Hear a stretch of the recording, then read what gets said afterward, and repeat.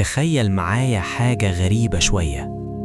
كل يوم الصبح أول ما تمسك موبايلك، أول حاجة بتشوفها مش حياتك، بتشوف حياة حد تاني.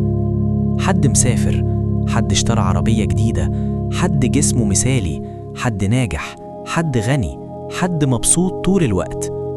وإنت قاعد تبص تقارن شكلك بشخص عمرك ما قابلته، تقارن فلوسك بحد انت اصلا ما تعرفش هو بدأ منين، تقارن يومك العادي بلقطات متفلترة من حياة حد تاني. والمشكلة ان المقارنة دي غير عادلة من الأساس، بس رغم كده بنقع فيها كل يوم. قصة النهاردة عن شاب اسمه عمر، شاب عادي جدا زيي وزيك بالظبط. عمر عنده 23 سنة، طالب في الجامعة، بيحاول يفهم هو عايز يعمل ايه في حياته.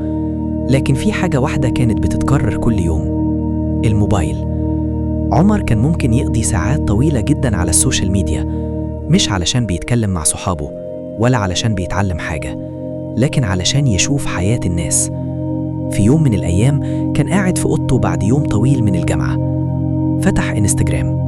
أول فيديو ظهر قدامه شاب في نفس سنه تقريبا، واقف قدام عربية فخمة وبيتكلم عن إنه اشترى العربية دي من شغله أونلاين.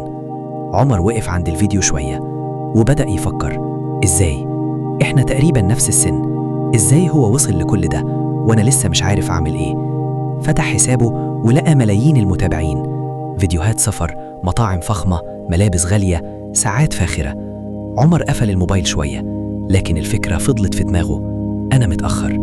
تاني يوم فتح تيك توك، طلع له فيديو لبنت بتقول إنها بقت مليونيرة وهي عندها 21 سنة. فيديو تاني شاب بيقول إنه بيكسب في اليوم أكتر من مرتب شهر كامل. فيديو تالت واحد بيتكلم عن روتين الصبح بتاعه، بيصحى الساعة 5 الفجر، جيم، قراءة، شغل، سفر، حياة مثالية. عمر بدأ يحس بحاجة غريبة: كل ما يقفل الموبايل يحس إن حياته أقل نجاح، أقل فلوس، أقل إنجازات. لحد ما في يوم كان قاعد مع صاحبه يوسف في كافيه. يوسف لاحظ إن عمر ساكت أغلب الوقت، فقال له: مالك يا عم؟ عمر قال: حاسس إني متأخر. يوسف ضحك وقال: متأخر عن مين؟ عمر فتح الموبايل ووراله الحسابات اللي بيتابعها وقال: بص، كل الناس دي نجحت وإحنا لسه بنبدأ. يوسف بص للفيديوهات شوية وبعدين قال جملة بسيطة جدا لكن غيرت طريقة تفكير عمر.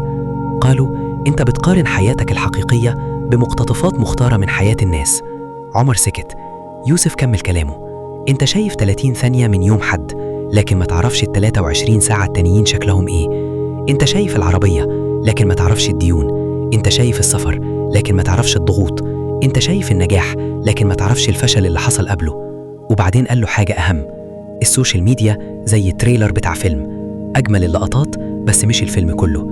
عمر رجع البيت يومها وفضل يفكر في الكلام ده، وفجأة بدأ يلاحظ حاجة: كل الناس على السوشيال ميديا بتوري نفس النوع من الحياة، سفر، فلوس، جسم مثالي، نجاح سريع. لكن عمر سأل نفسه سؤال مهم جدا: فين الناس العادية؟ فين الناس اللي لسه بتحاول؟ فين الناس اللي بتفشل وتقوم تاني؟ فين الناس اللي بتبدأ من الصفر؟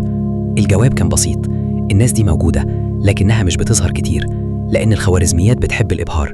المحتوى العادي مش بيشد، لكن المشكلة إن دماغنا ما بيفهمش النقطة دي. دماغنا بيشوف نفس النوع من النجاح كل يوم، فيبدأ يصدق إن ده الطبيعي وإن أي حاجة أقل من كده تبقى فشل. لكن الحقيقة مختلفة تماماً. النجاح الحقيقي غالباً ممل، عبارة عن أيام طويلة من الشغل، تجارب فاشلة، إحباط، تعلم، وبعدين تقدم بسيط جداً. لكن ده مش محتوى مثير، علشان كده نادراً ما بيتصور. المشكلة الأكبر إن المقارنة المستمرة بتعمل حاجة خطيرة جداً: بتسرق الرضا. عمر بدأ يلاحظ إنه بقى يقارن كل حاجة. لو حد اشترى موبايل جديد يقارن، لو حد سافر يقارن، لو حد نجح يقارن. حتى اللحظات الحلوة في حياته بقت أقل قيمة. مرة كان خارج مع أصحابه، قاعدين يضحكوا، بيشربوا شاي، بيتريقوا على بعض، لحظة بسيطة جدا. لكن عمر فجأة مسك الموبايل، فتح انستجرام، لقى حد في جزيرة استوائية، وفجأة المزاج اتغير. اللحظة اللي كانت جميلة بقت عادية. وده أخطر تأثير للسوشيال ميديا، إنها بتخليك تحس إن حياتك مش كفاية حتى لو كانت كويسة. لكن مع الوقت عمر بدأ يعمل تجربة بسيطة. قرر يعمل حاجة غريبة شوية: يمسح التطبيقات لمدة أسبوع.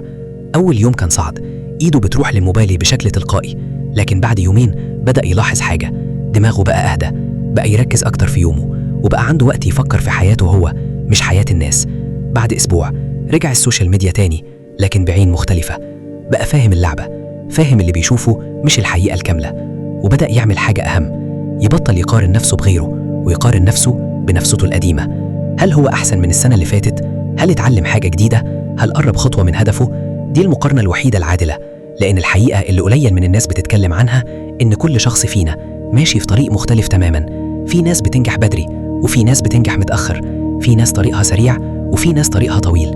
لكن في النهاية السباق الحقيقي مش مع الناس، السباق الحقيقي مع نفسك.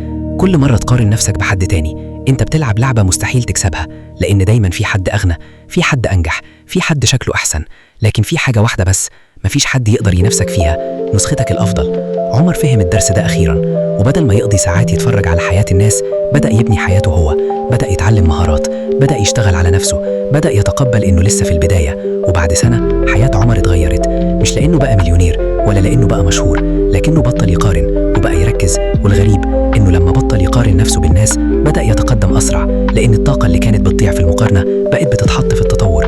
وفي الآخر خليني أسألك سؤال بسيط، آخر مرة مسكت فيها الموبايل هل خرجت منه حاسس بالإلهام ولا حاسس إنك أقل؟ لو الإجابة التانية يمكن المشكلة مش فيك، يمكن المشكلة في المقارنة نفسها.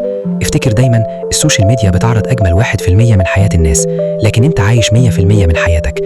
فما تحكمش على نفسك بمقارنة غير عادلة، ركز على رحلتك خطوة خطوة، يوم بعد يوم، لأن في يوم من الأيام هتبص وراك وهتكتشف إنك وصلت أبعد بكتير مما كنت تتخيل.